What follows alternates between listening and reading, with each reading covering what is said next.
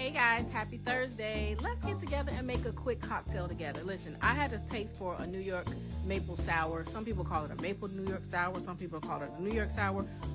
Whatever you call it, just grab some whiskey or bourbon and let's get to shaking. All right, so here are your ingredients. The necessities: your whiskey or bourbon, citrus and lemon is best, and maple syrup. Your optionals: Angostura bitters, egg white, and red wine. For your red wine, you want to make sure it's a dry red wine.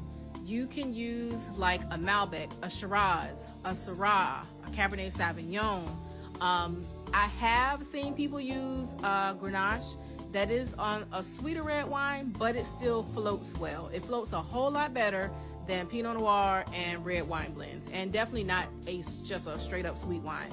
So I would say lean towards the more dry, bold, full-bodied red wines for this cocktail if you choose to do the red wine float.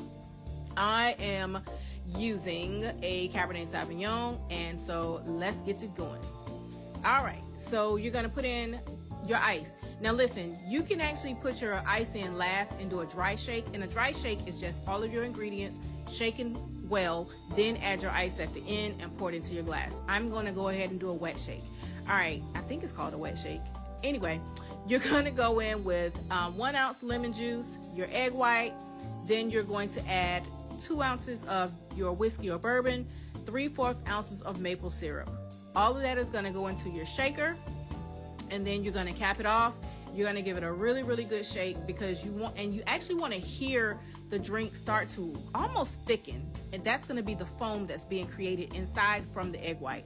I always add my bitters after I do my first shake because I want my egg white foam to have that flavor from the bitters as I taste it, and I want to be able to smell the bitters as well. So I add my 1 dash of bitters at the end, shake it one more good time, and then I strain it out into my glass.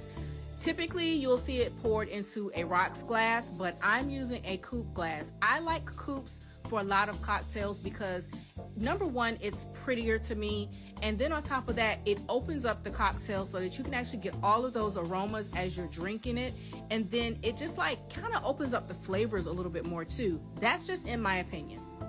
After that, you want to let it sit for a little bit because you want the egg white to really start to separate from the drink so that you can see that nice pretty foam.